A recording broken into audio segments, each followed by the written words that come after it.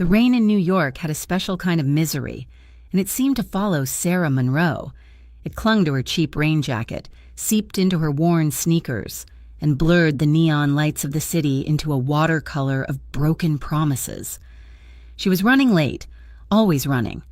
Her insulated delivery bag, smelling faintly of curry and old pizza, slapped against her back as she hurried down the subway steps. This was her life, a frantic race against time, delivering food to people who had homes she could only dream of, all to keep a tiny, drafty apartment for herself and her 4-year-old son, Ben. Life had not always been this way. She'd been a wife once, but the man she married, the man who promised her protection, had become the source of her deepest fears. The divorce had been messy, a desperate escape from a violence that had left invisible scars all over her spirit. Now, she was a single mother, and the weight of that title felt like a physical burden. Heavy on her shoulders every waking moment. Every dollar was counted, every meal stretched. Her job as a food delivery driver was a relentless grind, but it was flexible, and flexibility was what she needed for Ben. She swiped her Metro card, wincing at the low balance. Just one more delivery tonight, she promised herself, then home to kiss her son, who was staying with a neighbor she paid in small, apologetic installments. As she stood on the platform, her phone buzzed. It was not a delivery order. It was her sister, Clara. Sarah sighed and answered. "Sarah, thank God, you picked up." Clara's voice was a hoarse croak. "I am dying. I think it is the flu. I cannot even lift my head." "Clara, I am in the middle of a shift," Sarah said, the noise of an approaching train rumbling beneath her feet. "Is everything okay?" "No. Yes. I will live. But I have a pickup. A really important one. JFK. In 1 hour." Clara was a driver for a high-end car service, a job that seemed worlds away from Sarah's delivery routes. "The client is a big deal." "Sarah, I cannot cancel. They would fire me." "So what do you want me to do?" "I am working." "Please, Sarah, just this once. It is an airport pickup. That is it. You just hold the sign. You drive him to the address. You are done. It pays $300. Cash. I will let you keep all of it." Sarah's breath caught. $300. That was food for 2 weeks. That was the overdue electric bill. That was a new pair of shoes for Ben, whose toes were pushing against the ends of his only sneakers. The train screamed into the station, its doors sliding open. "I do not know. Clara, I am not insured for your car. I do not even know where the car is." "It is in the garage. The keys are with the attendant. I will call him. My insurance covers any driver. Please. Sarah, you would be saving my life and my job." The train doors were closing. Sarah made a split-second decision, the kind that desperation forces. "Fine," she snapped, stepping back from the train. "Text me the details. What is the name?" "Mr. Henderson, that is it. Just Mr. Henderson, thank you. Thank you, thank you. You are the best." The line went dead. An hour and a half later, Sarah was standing in the International Arrivals Terminal at JFK. She felt ridiculous. She was wearing her sister's spare black blazer, which was too tight in the shoulders, and her own jeans, which were still damp from the rain.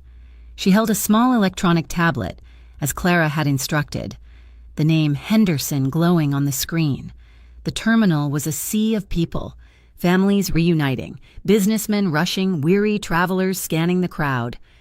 She checked her phone. "Mr. Henderson's flight had landed 20 minutes ago." She shifted her weight, feeling a growing knot of anxiety in her stomach. This was a mistake. She should be on her bike, racing through the city, not playing dress-up as a chauffeur. A man suddenly appeared beside her. He was not the passenger she was expecting. He was tall, dressed in a dark, impeccably tailored suit, and moved with a silence that was unsettling. "The plan has changed," he said, his voice low and smooth. He did not look at her, his eyes scanning the crowd. "I am sorry," Sarah said, confused. "I am waiting for Mr. Henderson." The man turned his head, and for the first time, his dark eyes met hers. They were cold, analytical. "Mr. Henderson is no longer your concern. You are picking up Mr. Sorrenti. He will be out in 2 minutes. Mr. Sorrenti, I think there is a mistake. My sister, she said, There is no mistake. The man handed her a small, folded piece of paper. This is the address. The payment will be doubled for your trouble. He tapped a few buttons on his own phone, and the tablet in Sarah's hand flickered. The name Henderson vanished, replaced by Sorrenti. Before Sarah could protest, the man melted back into the crowd. She stared at the new name, her heart pounding. Doubled. That meant $600. The thought was intoxicating. It was just a name change, she told herself. Just a different passenger. A moment later, the automatic doors slid open, and he appeared. He was not like the other businessmen. He moved with a heavy, predatory grace, flanked by 2 other men who looked like they were carved from stone. But it was the man in the center who held her gaze. He was tall, with dark hair swept back from a face that was all hard angles and severe beauty. He wore a charcoal overcoat that draped perfectly over his broad shoulders. His eyes, even from a distance, seemed to burn with a cold intensity. He walked directly toward her. The 2 men flanking him stopped, blending into the background as if on an invisible cue. He did not look at the tablet in her hand. He looked at her, his gaze sweeping over her from head to toe, a silent, thorough assessment that made her feel both exposed and insignificant. Mr. Sorrenti, she managed, her voice barely a whisper. He did not answer. He simply inclined his head. A fractional movement. You are the driver. His voice was a low gravel, an accent she could not quite place. Something old world and dangerous. Yes, sir. This way. She turned too quickly, nearly tripping over her own feet. She could feel his presence behind her, a palpable wave of power and silence. He followed her to the black sedan, not her delivery car, but Clara's gleaming, expensive vehicle. One of his men had appeared from nowhere, opening the rear door for him. Victor Sorrenti slid into the back seat without a word. The door closed with a solid, expensive thunk. Sarah got into the driver's seat, her hands shaking so badly she fumbled with the key. The car purred to life. She looked in the rearview mirror. He was watching her. His eyes met hers, and a jolt went through her. It was not just authority. It was absolute control. The address, he said, his voice filling the small space. Yes, I have it. She unfolded the piece of paper the other man had given her. It was not a hotel. It was an address in a part of the city she knew only by its reputation, a place of high walls and old money. She pulled out of the airport, her mind racing. This was not a simple pickup. The air in the car was thick with unspoken things. She felt a profound sense of unease, a creeping dread that was horribly familiar. It was the same feeling she used to get when her ex-husband would walk into a room, that sudden awareness of being in the presence of a volatile power. She did not know who Victor Sorrenti was. She did not know that his name was whispered in fear in the darkest corners of the city, or that he was a billionaire with an empire built on shadows. She did not know that she had just picked up the wrong man, the most dangerous man in New York, and that, in doing so, she had just stepped out of her difficult life and into a world where every decision was a matter of life and death. She just knew that the man in her back seat was not Mr. Henderson, and that the $600 suddenly felt like a very small price for whatever she had just gotten herself into. The drive across the bridge was silent, but it was the loudest silence Sarah had ever experienced.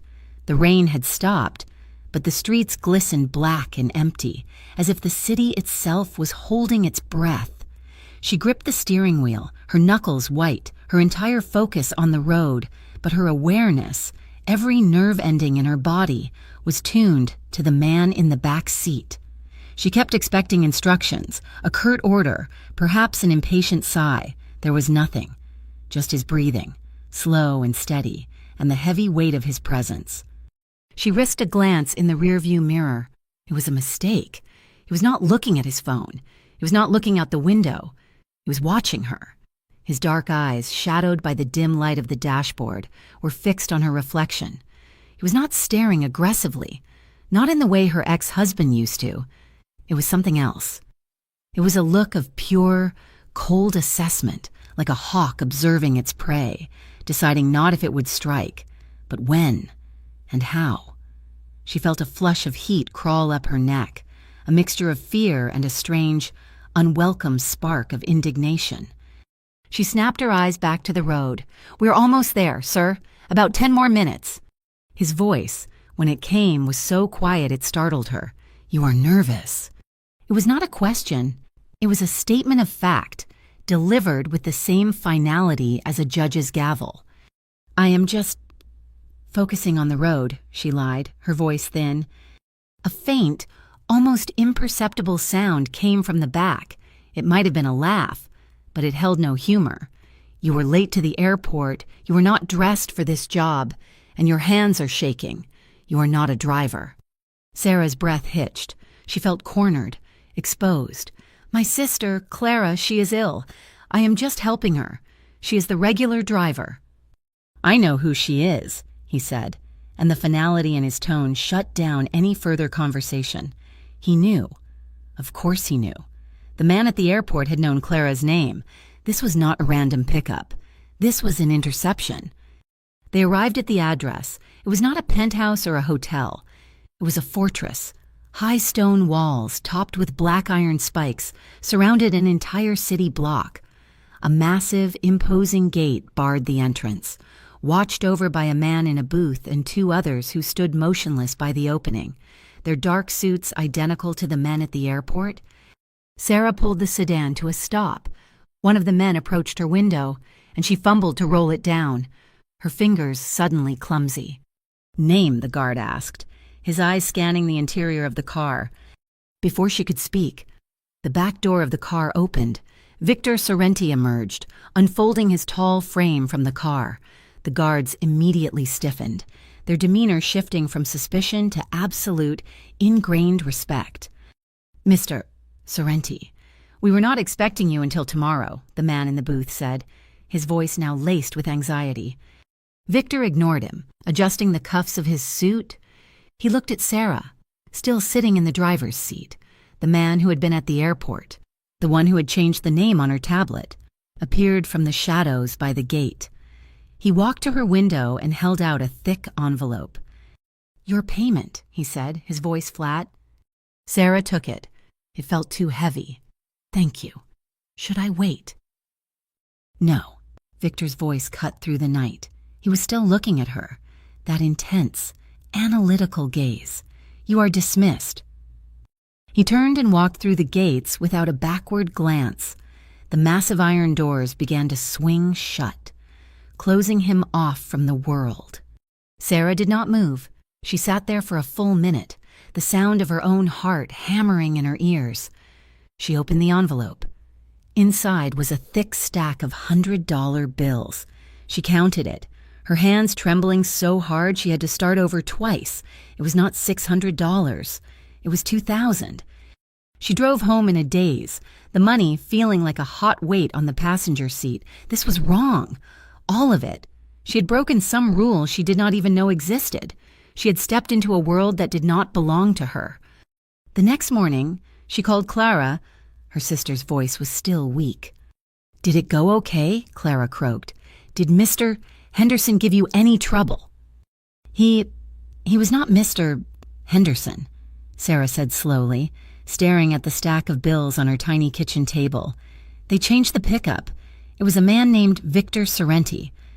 The silence on the other end of the line was absolute. Then, Clara's voice, small and terrified. "Sarah, what did you just say?" "Sorrenti. Why, who is he?"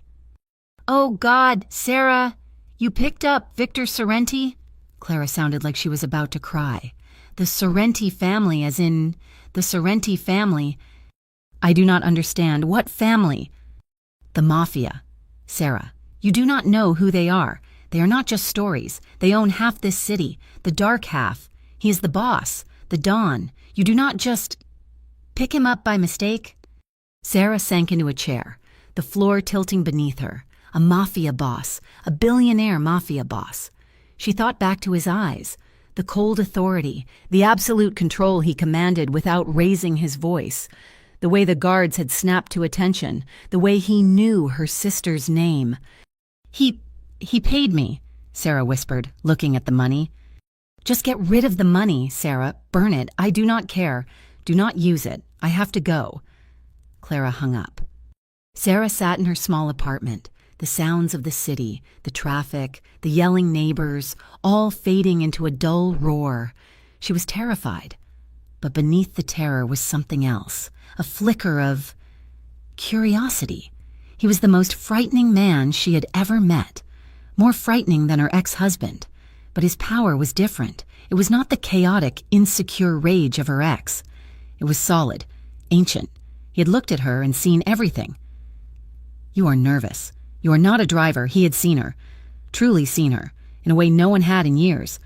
And in that terrifying, magnetic pull, Sarah Monroe realized her life. The simple, grinding life of a delivery driver was over. She had been seen by the king of the shadows, and she knew, with a certainty that chilled her to the bone, that he was not done looking. For 3 days, the money sat in her cupboard. Sarah Monroe, a woman who counted pennies and reused tea bags, did not know what to do with $2,000. It felt heavy, like blood money, a silent contract she had accidentally signed. She had called Clara, who had been frantic, insisting Sarah get rid of it. But how could she? That was 2 months of rent. That was the debt to her neighbor. That was a buffer against the constant, grinding anxiety that was her life. She went back to delivering food, but the city had changed. Every dark sedan that idled at a light seemed to be watching her. She found herself checking the locks on her door 3, 4 times before she could sleep. She was terrified, but it was a different fear than the one her ex-husband had inspired. This was not the fear of random, chaotic violence. This was the fear of something organized, ancient and silent, a world where a man like Victor Sorrenti existed, a man who could command obedience with a glance and pay $2,000 for a simple car ride. After a week, she made a decision. She could not go on like this. The delivery job was too exposed, too precarious. The $2,000 was not a curse. It was an opportunity, a way out. She paid her rent for the next 2 months. She paid her neighbor in full. She took Ben to a real shoe store and bought him 2 pairs of sneakers. And with the remaining money, she bought a decent second-hand blazer and skirt. She found the job listing on a recruitment website. The Obsidian Club, an exclusive, high-end establishment in Midtown, was hiring hostesses and waitstaff. The pay was listed as highly competitive. She sent in her application, scrubbing her history clean, emphasizing her brief experience in college as a waitress, omitting the years of delivering takeout on a bicycle. She was shocked when they called her for an interview the very next day. The club was a different world. It was hidden behind a discreet, unmarked mahogany door on a quiet side street. Inside, it was all dark velvet, polished black marble, and accents of gold that glowed in the dim light. The air smelled of expensive perfume and old whiskey. It was quiet. The music, a low, jazzy thrum that vibrated in the floor. The manager, a woman named Isabella who wore a severe but elegant black dress, reviewed her application with an unreadable expression. "You do not have much experience in an establishment of this caliber, Miss Monroe." "I am a fast learner," Sarah said, her voice steadier than she felt. "And I am a hard worker. I do not call in sick. I do not cause drama. I just need a chance." Isabella studied her for a long, uncomfortable moment. "Discretion is our highest virtue here. Miss Monroe, what our guests say, who they are with, it does not exist outside these walls. Do you understand?" "Yes, ma'am, absolutely." "Good. You will start tomorrow night, $900 a week, plus tips, probation for 2 weeks. Do not be late." Sarah walked out of the club, her legs shaking. $900 a week. It was more money than she had ever made. It was stability. It was a real job. For the first week, it was a blur of memorizing faces, wine lists, and the complex floor plan. The clientele was wealthy, powerful. Men who looked like they ran the world, women who glittered with jewels. Sarah kept her head down, smiled her polite, professional smile, and did her job. She was good at it. She was invisible when she needed to be and attentive when called. She'd almost forgotten the airport, the fortress, the man with the cold, dark eyes. She had convinced herself it was a strange, isolated incident. Then, on a Tuesday, her world tilted. It was just after 11 at night. The club was full, the low hum of conversation and music at its peak. Sarah was at the hostess stand when a sudden hush fell over the main room. It was not a total silence, but a subtle dip in the energy, as if the air pressure had suddenly changed. Isabella, the manager, stiffened beside her, her posture becoming rigid. The bartenders stopped polishing glasses. The mahogany doors opened, and two of the men Sarah recognized from the airport stepped inside. They scanned the room, their eyes sweeping over every patron, every shadow. Then they stepped aside, and Victor Sorrenti walked in. Sarah's heart stopped. It did not just beat faster, it ceased to function entirely for a long, agonizing second. He was dressed in a dark, custom suit, the white of his shirt a stark contrast. He moved with that same lethal, unhurried grace, a predator in his own jungle. He did not look at the patrons, did not acknowledge the fear and deference he commanded. He was not a guest, he was the king. He walked past the hostess stand, his gaze fixed on the private, glass-walled staircase at the far end of the room. He did not look at her. He did not spare her a single glance. But as he passed, she was enveloped in his scent, something clean and sharp, like sandalwood and cold night air. The moment he was on the stairs, the club exhaled, the music seemed to rush back, the chatter resuming, though now it felt forced, brittle. "Who was that?" a new trainee whispered from the coat check. Isabella, who was already turning to go, shot the girl a look that could curdle milk. "That," she said, her voice dangerously low, "is Mr. Sorrenti. He owns this club. He owns the building. And he owns the street you are standing on. And you will never, ever speak of him again." Sarah stood rooted to the spot, her blood feeling like ice in her veins. She was working for him. This was not a job she had found. It was a job she had been given. The $2,000 was not a payment. It was a leash. She looked up, her gaze drawn inexplicably to the second floor. There was a private office, its glass walls tinted dark, overlooking the entire club. She could not see inside, but she knew he was in there, and she knew, with a terrifying certainty, that he was aware of her. She was trapped. The realization hit her with the force of a physical blow. She thought of Ben, safe with the neighbor. This job, this stable, high-paying job, was meant to protect him. But she had just walked her son into the lion's den. She felt the pull then, the same magnetic, terrifying thing she had felt in the car. It was the undeniable allure of his power. He was a monster, a mafia boss, a man who lived in a world of shadows and violence. He was everything she should run from.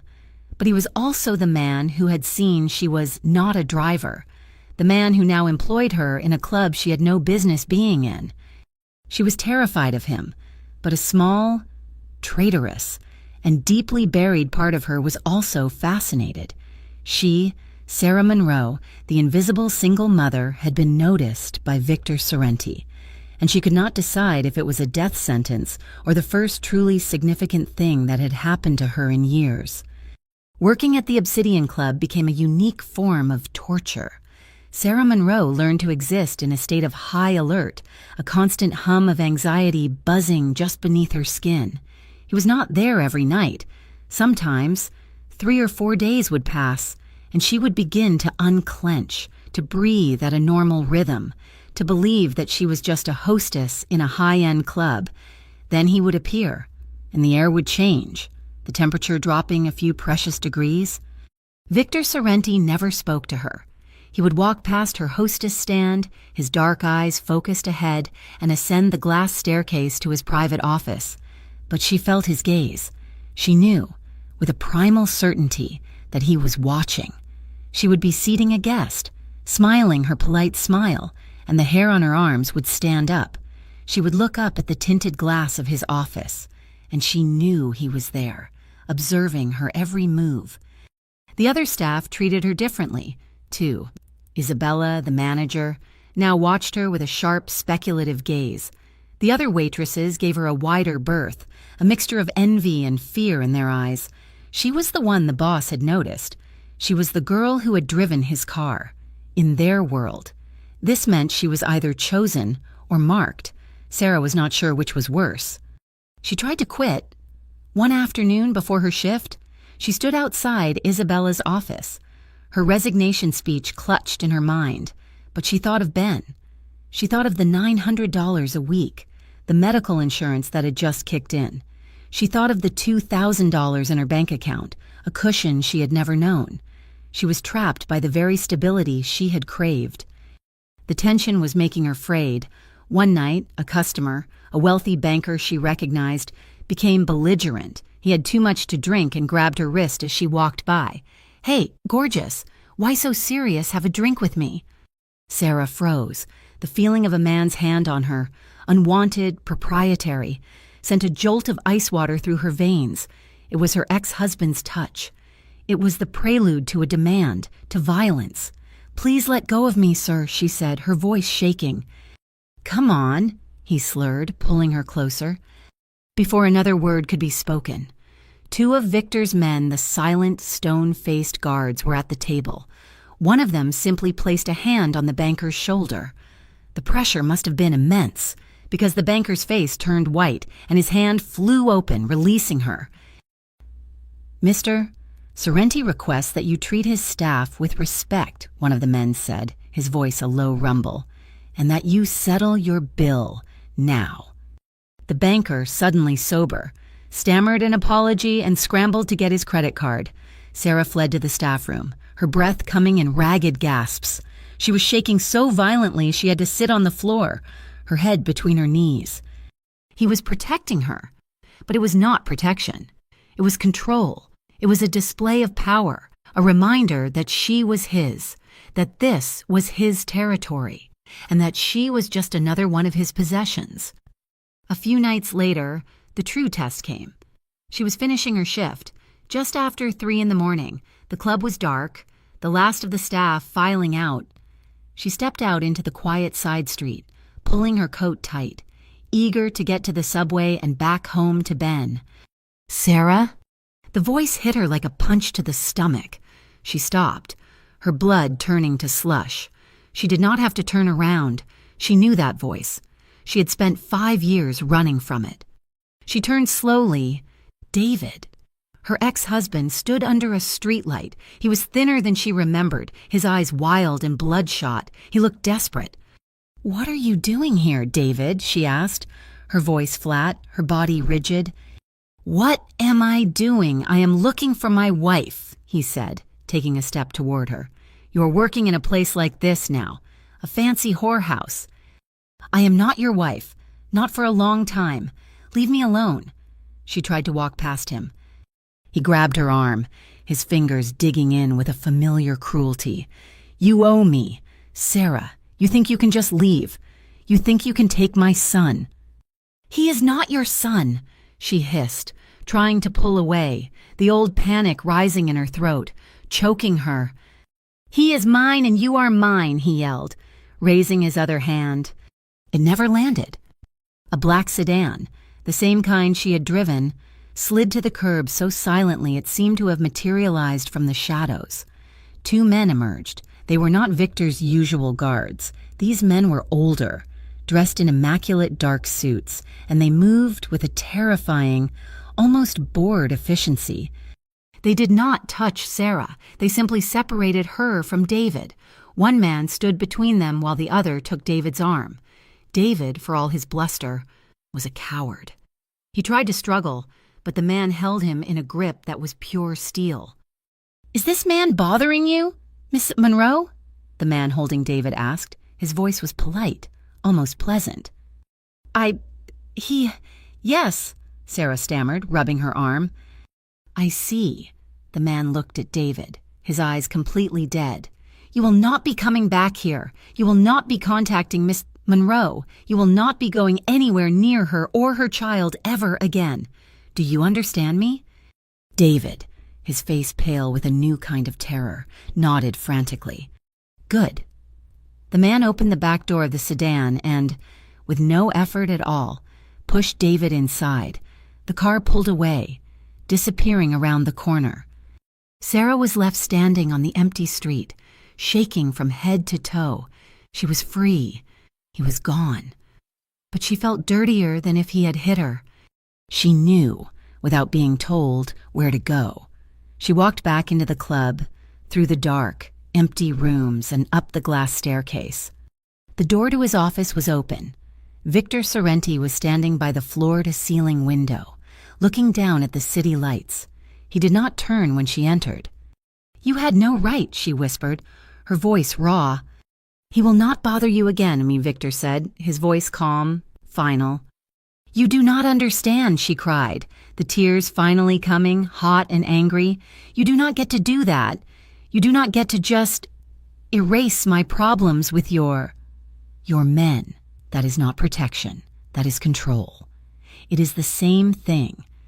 He turned then, and his dark eyes pinned her to the spot. There was no anger in them. There was no sympathy. There was just a cold, hard curiosity. "The same as what?" "As him," she said, sobbing. "As my ex-husband, he controlled me with his fists. You control me with your money and your fortress. You put me in this club. You watched me and you waited. You waited for me to be in trouble so you could save me." He walked toward her, his unhurried steps closing the distance between them. She backed away until she hit the wall. He stopped a few feet from her, his presence suffocating. "Your ex-husband is a bully," he said, his voice low. "Bullies are weak. I am not your husband, and I am not weak." He reached out, not to touch her, but to motion to the chair in front of his desk. "Sit down, Sarah. Your education is just beginning." She did not sit. She stood there, trembling, trapped between the wall and the most powerful, dangerous man she had ever met. The lines she had tried to draw, the separation between her life and his, had just been permanently erased. She was not his employee. She was his project, and the complexity of her feelings, the terror warring with a dark, undeniable pull, was more frightening than David had ever been. She did not sit. Her body was locked in a state of defiance, her back pressed against the cool wood of the office wall. The tears had stopped, leaving her face stiff and cold. She was facing him, a small, trembling animal caught in the gaze of a panther. Victor Sorrenti observed her fear, her anger, and the small, stubborn spark of resistance. He did not move to touch her. He did not raise his voice.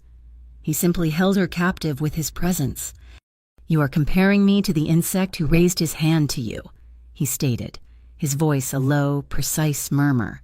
"That is your first mistake. His control was based on noise, on fear of what he might do. My control is based on what I have done, on what I will do. There is no uncertainty."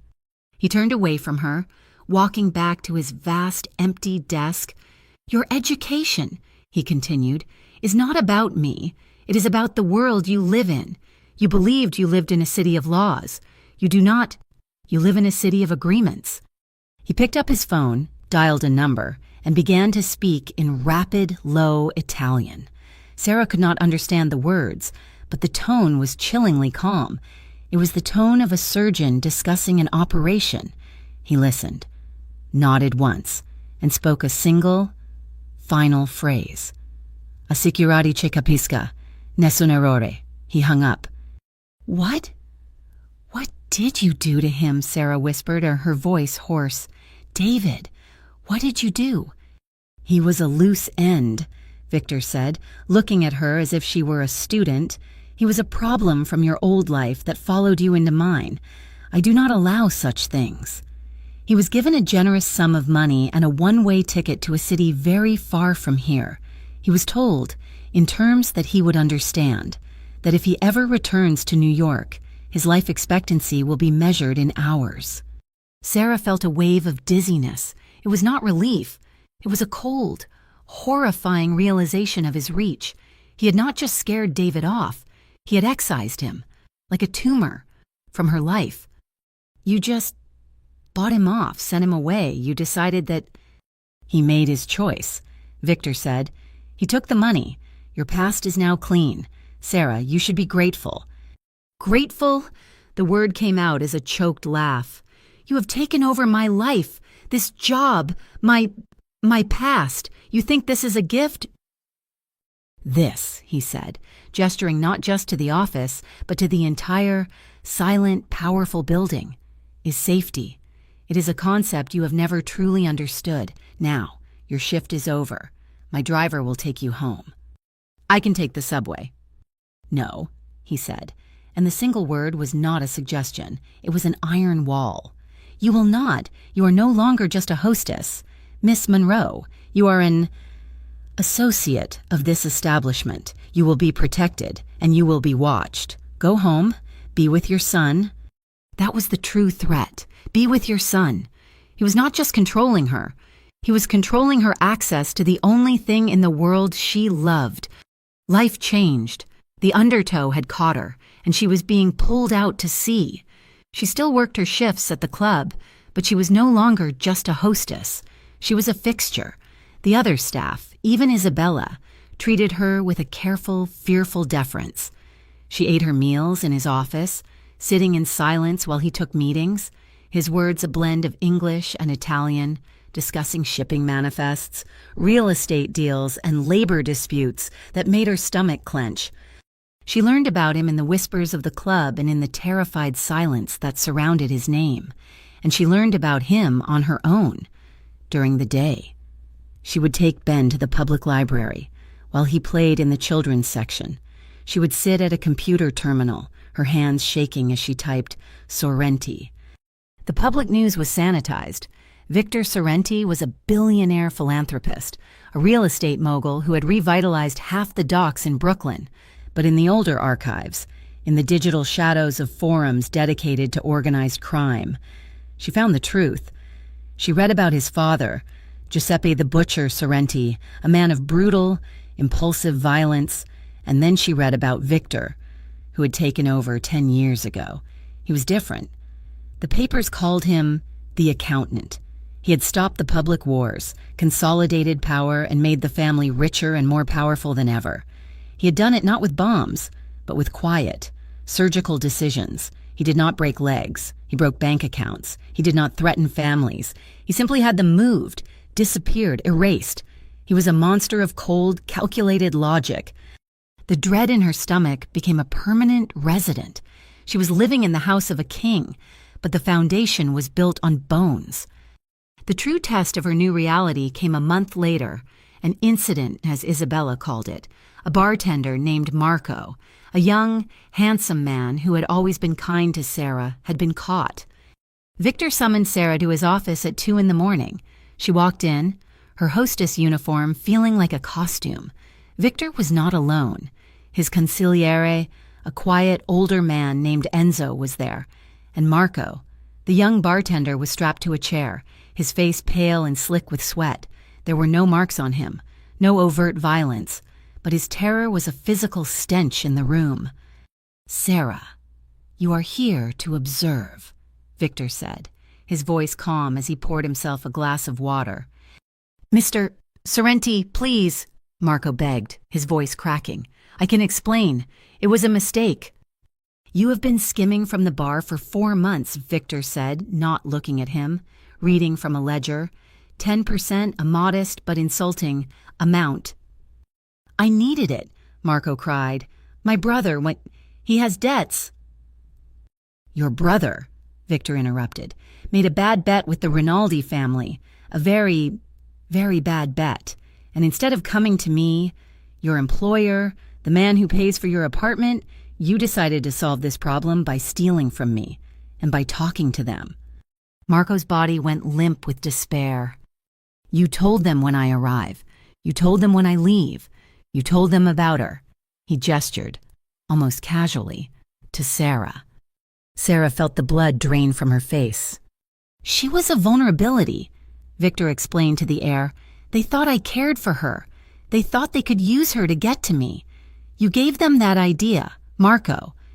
I did not, Marco whispered, tears streaming down his face. I swear, boss, I just mentioned her. I did not mean... You meant to save your brother's life by sacrificing mine. A choice, Victor said. He looked at Enzo. He's no longer our concern. Send him to the Rinaldis. Tell them he is a gift, a gesture of goodwill. They may have him, and his brother's debt is now their problem to collect from him. It was a death sentence, a horrific, drawn-out death sentence, handed down as calmly as a weather report. Marco began to scream, a raw, terrible sound. Enzo and another guard hauled the chair, and the man in it, out of the room. Victor took a sip of water. He looked at Sarah, who was clutching the door frame to stay upright, her stomach churning. He was an untrustworthy person. Sarah, he said quietly, my world cannot abide them. Do you understand what I am offering you? I am offering you a world with no loose ends. No David, no Marco. Absolute safety. All I ask in return is everything.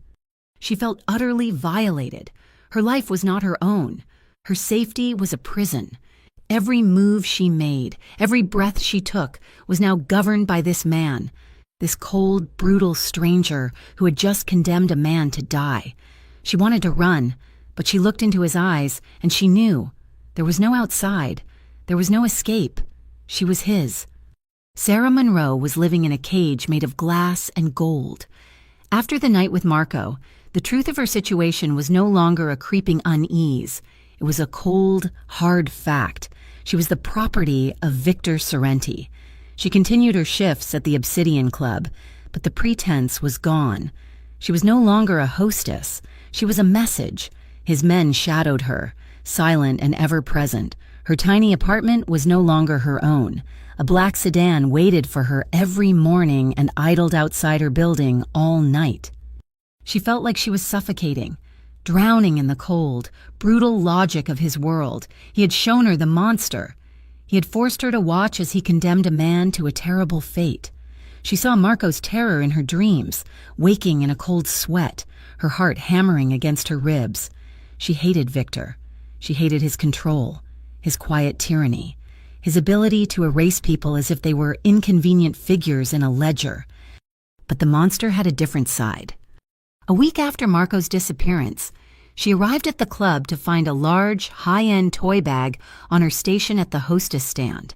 Inside was a wooden train set, elaborate and beautifully crafted, the kind she had seen in expensive toy store windows for hundreds of dollars, the kind she would never be able to afford for Ben. There was no note. When she saw Victor later that night, ascending the glass staircase, she looked at him, the unopened bag in her hands. He paused, his gaze dropping to the toy, then rising to meet hers. He said nothing. He simply inclined his head, a fractional acknowledgement, and continued up the stairs. It was a gesture that unsettled her more than his violence. The monster had noted the existence of her son. The man who signed death warrants had bought a toy train. It was not kindness. It was a reminder. It was him saying, I know everything, I control everything, even your child's happiness. But as the days turned into weeks, other, smaller things happened. He had her moved from the hostess stand to a position in his private office, a personal assistant. She managed his legitimate schedule, the one involving real estate and stock portfolios.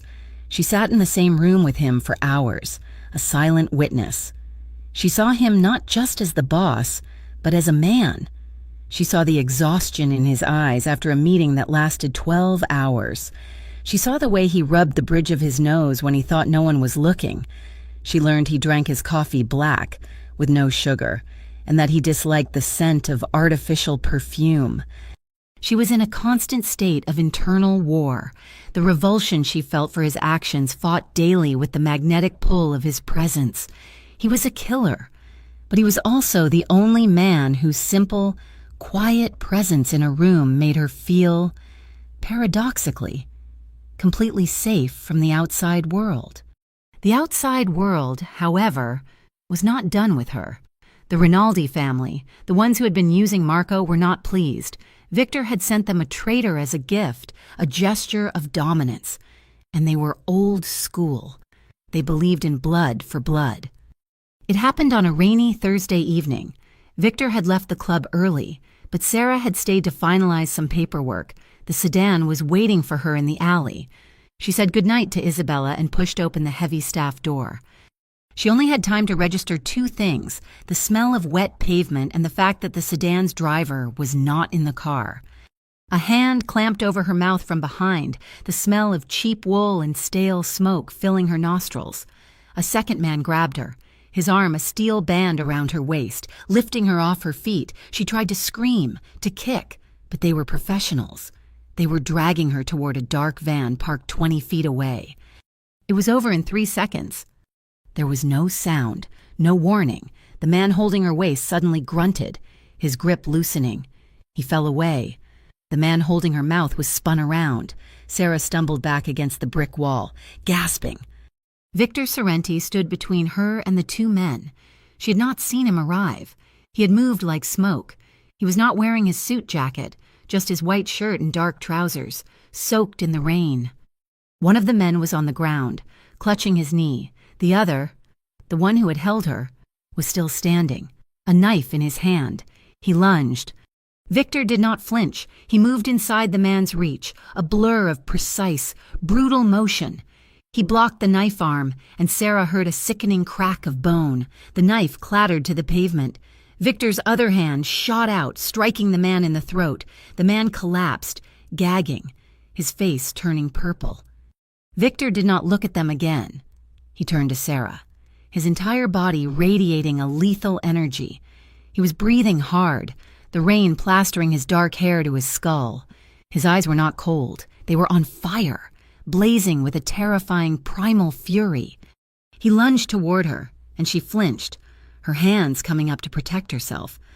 He stopped, his hands hovering in the air. He saw her fear. He saw that she was terrified of him. The fire in his eyes banked, replaced by something complex, something almost pained. He visibly forced himself to be still. "Are you hurt?" His voice was a low rasp, raw and unfamiliar. She shook her head, unable to speak, trembling so hard her teeth were chattering. "Did they touch you?" he asked, his voice rougher this time. She shook her head again. He reached out, slowly, as if approaching a frightened animal. He did not touch her face. He grasped her upper arms, his grip firm, grounding her. His thumbs brushed over her shoulders, checking for injury. His hands, the same hands that had just broken a man's arm and crushed another's throat, were solid and warm and impossibly gentle. He pulled her away from the wall, shielding her with his body as he scanned the alley. He barked an order in Italian into his phone. He never released his grip on her. He guided her to his own car, which had slid to the curb, and put her in the back seat before getting in beside her. They drove to his penthouse, not the fortress, but his private home high above the city. The silence in the car was absolute. He took her inside, into a space of dark wood, glass and stunning, cold art. He led her to a bathroom. "There is a shower. Clothes her in the closet. Clean up." When she emerged, wrapped in a thick robe that smelled of him, she found him in the living room, staring out the window at the storm. He had changed into a dark sweater and trousers. A glass of amber liquid was in his hand. He had saved her. He had killed for her. Or would have. The man who had shown her the monster had just become her protector. The two images blurred, becoming one. She walked toward him. He did not turn. "You are shaking," he said, his voice quiet. You were there," she whispered. "I am always there," he said, turning to face her. "I told you, you are watched." That was not just watching," she said. She looked at his hand, the one holding the glass. His knuckles were split and bleeding. Without thinking, she reached out and touched his hand. He went rigid, his breath hissed in. He did not pull away. He simply stared at her small fingers touching his skin. She looked up at his face. The cold mask was gone. His eyes were dark with a hunger she had never seen before, a desperate, contained violence that had nothing to do with the men in the alley and everything to do with her. He dropped the glass. It shattered on the marble floor, but neither of them noticed. He took her face in his hands, his grip possessive, his thumbs stroking her cheekbones. "You have no idea," he whispered, "what you do to me." He kissed her. It was not a kiss. It was a claiming. It was the collision of all his control and all her fear. His mouth was hard, demanding, tasting of whiskey and the storm. It was brutal in its honesty. There was no gentleness, only a raw, desperate need. He backed her against the wall, his body pressing her into the cold stone, a captive, a prize. And Sarah, terrified and trembling, kissed him back. She clung to him, her hands fisting in his sweater, because the monster had saved her. The jailer was her savior. Her fear and her desire tangled, becoming a single, confusing, overwhelming force. She was terrified of him. She was terrified for her life, and in that moment, she wanted him more than she had ever wanted to breathe. The kiss ended as abruptly as it began. Victor tore himself away from her, his breathing harsh, his forehead resting against the wall just beside her head. He did not look at her. He was a coiled spring, a man exerting a visible, terrifying amount of self-control. Sarah slid down the wall, her legs giving out, and landed on the marble floor, the shattered glass of his whiskey tumbler nearby. She was utterly undone. Every nerve was alive, torn between the raw, possessive desire he had ignited and the absolute terror of the violence she had just witnessed. He had saved her, and in the next breath, he had consumed her. "Get up," he commanded, his voice a low gravel. He still did not look at her. He was already walking away, running a hand through his damp hair. "Go to the bedroom, lock the door." She did as she was told, scrambling away like a frightened rabbit. She locked the heavy wooden door and collapsed onto the bed, a bed so large it felt like an empty field. She did not sleep. She sat there, wrapped in his robe, and watched the lightning split the sky over the city, her mind replaying the night on a loop, the hand over her mouth, the crack of bone, the blazing fury in his eyes, the brutal, claiming kiss. This was not love. It was ownership. It was the same as David, but with a prettier, more expensive cage. When the sun finally rose, gray and weeping, she heard him moving. She heard the low murmur of his voice on the phone, speaking Italian. The words were clipped, final. He was giving orders. He was cleaning up the alley. He was dealing with the Rinaldis. He was moving pieces on a board where she was nothing but a pawn. She thought of Ben. The realization hit her with the force of a physical illness. Ben, her son, her bright, innocent 4-year-old. What life was she dragging him into? She had been so focused on her fear, her safety, her conflicted desires, that she had forgotten the most important thing. She was a mother. She had left a life of violence to protect her son. Now, she was willingly sleeping in the bed of a man whose violence was 1,000 times more potent, 1,000 times more far-reaching. The men in the alley. They were not there for her. They were there for him. She was just a weakness, a soft target. By staying with Victor, she was not protecting Ben. She was painting a target on his back. She got dressed in the clothes from the night before, still damp and smelling of fear and rain. She walked out of the bedroom. Victor was in the living room, in front of the window, dressed in a fresh, immaculate suit. He was the accountant again.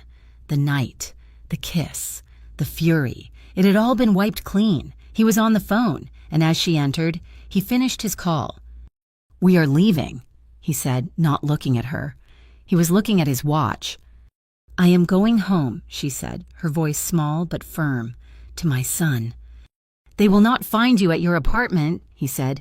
"My men are already there. They are packing your things, and your son's."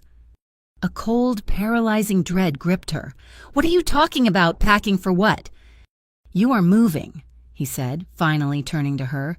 His eyes were cold, impassive. The lover from last night was gone. The Rinaldis were testing me. They found a weakness. I will not allow that weakness to be exploited. You and the boy will be moved to the compound upstate. You will be safe there. The fortress. He was going to put her and Ben in his fortress, a prison with high walls, full of men with guns. A place where her son would learn to see armed guards as normal, where he would not be able to play in a public park or go to a normal school. The conflict that had been tearing her apart, the fear versus the desire, the monster versus the protector, suddenly vanished. It was replaced by a singular, cold, maternal clarity. No. He stopped, halfway to the door. He turned slowly, an eyebrow raised. It was a look of mild curiosity, as if a piece of furniture had just spoken. That was not a request. "I do not care," and Sarah said. She felt a strange calm settle over her. She was no longer his terrified employee. She was not his new possession. She was Ben Monroe's mother. "You do not get to make this decision. You do not get to decide where my son lives." "I am protecting you," he said, his voice dropping to that dangerous, quiet tone. "You are not protecting me," she said, taking a step toward him. "You are protecting yourself. I am a vulnerability. You told me yourself. You are cleaning up a loose end, and you think you can just pack up my son, like he is a piece of furniture, and hide him away in your castle, so your enemies cannot find him. He will be safer there than he has ever been in his life. He will be a prisoner," she shot back, her voice rising. "Just like me. I did not leave one monster just to go and live with another. My son will not grow up in a cage. Victor, not a dirty one and not a gilded one. He will not be your collateral damage." He stared at her, his face an unreadable mask. He was a man who moved mountains, who erased people, who commanded absolute obedience. And she, a broke single mother in a damp coat, was defying him. The air in the room crackled, thick with unspoken violence. "Do you think I will let you walk out that door?" he asked, his voice soft. "Do you think, after last night, I will just let you go? The Rinaldis will find you before you reach the subway." "Then that is my choice," she said, her body trembling, but her voice steady. "I will take that risk. I will take Ben, and I will disappear. You will never find us. I will go back to delivering food. I will live in a shelter. I do not care. My son will have a life. He will not have this. This is not life. This is just a high-class war zone." She walked toward the door. She expected him to grab her, to stop her. She expected his men to appear and block her path. He did not move. He simply watched her, his dark eyes burning with an emotion she could not name. It was not just anger. It was something deeper, something that looked almost like respect. "If you leave," he said, his voice quiet but carrying the weight of a final judgment, "I cannot protect you. You will be alone." She paused at the door, her hand on the knob. She looked back at him, the powerful, lonely man surrounded by glass and cold art. "I have always been alone," and Sarah said, "I am just choosing which danger I prefer." She opened the door and walked out, her heart hammering, every step an act of defiance. She was terrified. But for the first time since she had met Victor Sorrenti, she felt free. The elevator ride down from the penthouse was the longest 30 seconds of Sarah Monroe's life. She expected the doors to open to a team of Victor's men, ready to escort her to the fortress. She expected the doorman to politely inform her that she was not permitted to leave.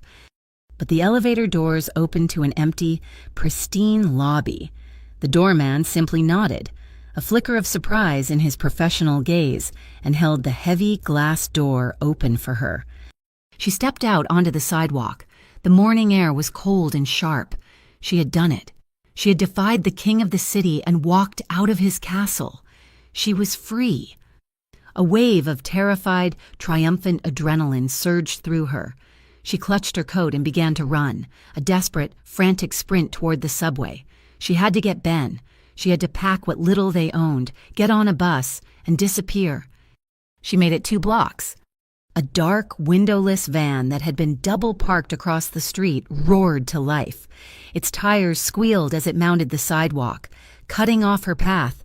The side door slid open before the vehicle had even stopped moving. Two men she did not recognize men without the expensive tailoring and silent efficiency of Victor's team jumped out. She screamed, but the street was mostly empty. One man grabbed her by the hair, the other seized her arms, trying to wrestle her into the van. It was brutal, sloppy, and utterly terrifying. It was over before her second scream could even form. A black sedan, the one that had been shadowing her from the moment she left the penthouse, materialized. It pinned the van against the building with a screech of metal. Victor's men were out. It was not a fight, it was a disassembly. It was so fast, so precise. She barely registered the movements. One of the Rinaldi men was on the pavement, his arm bent at an angle that defied human anatomy. The other was against the brick wall of a building. Enzo's hand clamped firmly over his mouth, his eyes wide with a terror that she recognized. The back door of the sedan opened. Victor Sorrenti stepped out. He had not even put on his suit jacket. He was still in the dark trousers and white shirt, as if he had come straight from the window where she left him. He calmly adjusted his cufflink. He had not let her go. He had given her just enough rope. He had allowed her to make her choice, knowing precisely what the outcome would be. He had let her fail. He looked at her, trembling and gasping against a lamppost. He looked at the neutralized men. He gave Enzo a short, sharp nod. Enzo and the other guard began efficiently bundling the men into their own van, presumably to be dealt with. Victor did not speak. He did not say, "I told you so." He simply walked to the back door of his sedan, opened it, and waited. She got in. The illusion of freedom, the desperate high of her defiance, had lasted less than 5 minutes. She was defeated, and she knew it. The silence in the car was absolute as he slid in beside her. The privacy divider whispered shut, sealing them in. She stared at her own hands, shaking in her lap. "You knew," she whispered. It was not an accusation. It was a hollow statement of fact. "I knew you were stubborn," he replied, his voice perfectly even, betraying no emotion. "I did not know if you were suicidal. You answered that question." "They would have taken me," she whispered, the reality of it crashing down on her. "They would have, and then they would have gone after Ben." "Yes." She turned to him, a cold, hard anger replacing her fear. "So that is it. That is the choice, your gilded cage, or their filthy van. That is all there is for me now." "That," he said, turning to face her, "is the world you stepped into. It is the world that I live in. Your choice was never about being free. It was about who you trusted with your safety." She looked at him, at the hard lines of his face. She saw the impassive mask, but for the first time, she saw the tension in his jaw, the exhaustion in his shoulders. He had let her walk, and it had been a gamble, a terrifying one. That kiss last night. It was not just a claim. It was the desperate act of a man who saw his one vulnerability walking straight into the fire. "Fine," she said, the words small but sharp as glass. He did not move, but his gaze intensified. "I will accept your protection," she said, the words tasting like surrender. "I cannot protect my son. Not from this. I cannot do this alone." A small, almost impervisible muscle in his jaw relaxed. "But," she said, her voice gaining strength as she leaned toward him, "not the fortress. I will not live in that compound. Ben will not grow up a prisoner. He will go to a normal preschool. He will play in a park. I will not be hidden." "Sarah," he started, his voice a low warning. "It is the only place that is 100% secure." "I do not care," she insisted, her eyes flashing. "And I will not be your assistant sitting in your office like a pet. I will not be your kept woman. I will run the Obsidian Club, the real management, the finances, the staffing, the legitimate side. I am smart. Victor, you know I am. Let me be useful. Let me have a purpose." She was offering him a third option, not the cage, not the van, a life, a real, messy, complicated, and incredibly dangerous life. "You're asking me to protect you in the open," he said, the concept clearly foreign, reckless. "You're asking me to put a target on you and on your son every single day." "No," she said, her voice shaking but firm. "I'm asking you to trust me. I'm asking you to let me live, and you protect that life, not hide me away. If I am just a thing you hide in a box, what is the point? Those men will always be looking. Let them see me. But let them see me with you. Let them see that I am not your weakness. I am your partner."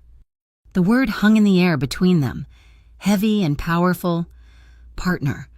Not possession, not prisoner. Victor stared at her for a long, silent minute.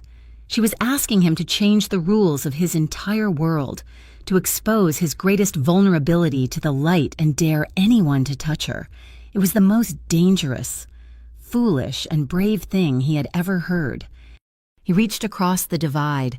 He did not grab her. He did not kiss her. He took her trembling hand, covering it with his own. His hand was large, warm, and steady. He lifted it to his lips and brushed a light kiss across her knuckles.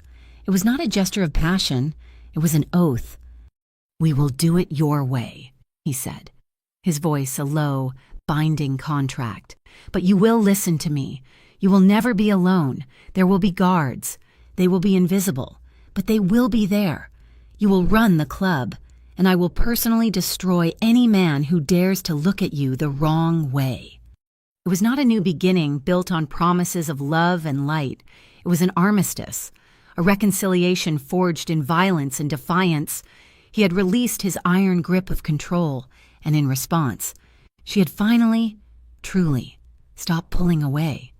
The new normal was a life lived on a razor's edge, but it was their life. Sarah Monroe was no longer a hostess. She was Miss Monroe, the general manager of the Obsidian Club. She was ruthless with spreadsheets, intuitive with staffing, and held the respect of the entire floor, including Isabella. She walked with a new confidence, a woman who knew her own worth. She and Ben lived in a spacious, secure apartment in a building Victor owned, 2 floors below his own penthouse. Ben, now almost 5, went to an exclusive preschool, driven there every morning by one of Victor's most trusted men, who looked like a college professor but moved with a panther's lethal grace. Victor's protection was, as promised, an invisible net. There were no more vans, no more open threats. The Rinaldi family had been silenced, their assets frozen, their power in the city crippled by Victor's cold. Financial warfare. Their relationship was a quiet, intense thing. It was not gentle. It was built on the foundation of that first, brutal kiss. It was 2:00 in the morning, conversations over whiskey in his office, her feet propped up on his desk as they went over receipts. It was silent dinners in his penthouse, where he would simply watch her, his gaze a heavy, possessive warmth. It was a fierce, desperate coming together in the dark, a silent acknowledgement of the danger that still hummed just outside their walls, a reaffirmation that they were both still alive, still there. He had respected her terms. He never treated her as property again. He treated her as his most valuable, most guarded ally, and in return, she had given him a foothold in a world he had never known, a world of preschool drop-offs, arguments about wallpaper, and genuine, uncomplicated laughter. She was the one person on earth who did not fear him. She respected his power. She despised his methods. But she did not fear him. The past, however, is not a ledger that can be balanced. It is a debt that always comes due. The threat came not from a rival, but from a ghost, a name from his father's time. A man Victor believed had been rotting in a Sicilian prison for 20 years, Antonio Nicasso. He was not an accountant like Victor. He was a creature of the old world, a man who had earned his place at Giuseppe Sorrenti's table through sheer, animalistic brutality. He was his father's contemporary, his father's rival, and he had escaped. The first sign was not a threat, it was a gift. It was delivered to Sarah at the club, a small, simple box. Inside, on a bed of black velvet, was a dead songbird. Sarah looked at it, her blood running cold. She did not scream. She did not panic. She calmly closed the lid, walked to the private elevator, and went straight to Victor's office. He was in a meeting with Enzo and 3 of his capos. She walked in without knocking. The men fell silent, rising to their feet. "Sarah," Victor said, his gaze immediately sharpening, taking in her pale face and the box in her hand. She placed it on his desk. "This was left for me at the hostess stand. The new doorman said a courier dropped it off." Victor stared at the box as if it were a snake. He did not open it. He looked at Enzo. "Get her out of here. Take her upstairs. Now." "No," Sarah said, her voice quiet. "I am not a child. Victor, I am your partner. Open the box."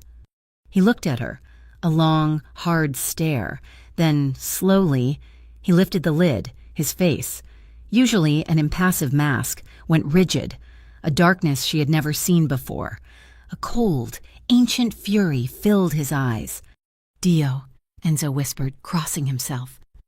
"Antonio," Victor said, the name sounding like acid on his tongue. He closed the lid. "Clear the room. Everyone out." The men filed out, leaving them alone. "What is it?" Sarah asked. "What does it mean?" "It is a message," Victor said, his voice flat and dead. "From a man my father was supposed to have killed. It is a Nicasso blood message. It means he is here, and it means he knows about you." "A dead bird." "It is a canary," Victor said, his eyes fixed on the box. "In the old country. It means I know you are singing with the enemy. It means he sees you as a traitor to the bloodline. He sees you as a weakness he can cut out." He looked up at her, his face a mask of terrible clarity. "He will not try to freeze my assets. He will not send men in vans. He will come for you and Ben, and he will be public. He will be bloody." This was the price. This was the darkness she had accepted, but never truly seen. This was not the Rinaldis. This was a monster from his father's grave.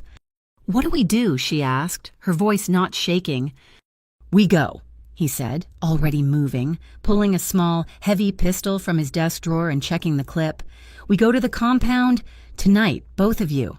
I will handle this." "Handle this? Handle him how?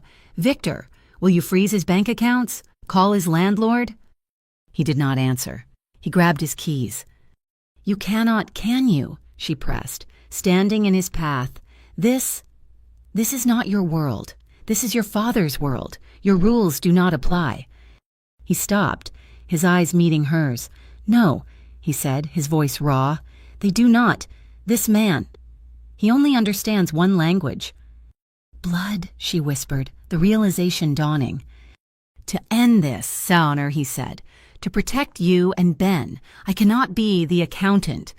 I have to be the butcher's son." This was the sacrifice, not just his safety, but his soul. The part of him he had buried, the part he had fought to contain, the part that had made his father a monster. He had to resurrect it. For her, for their family. Sarah looked at the man she loved. She saw the torment in his eyes, the self-loathing at what he was about to become. He was giving her a choice.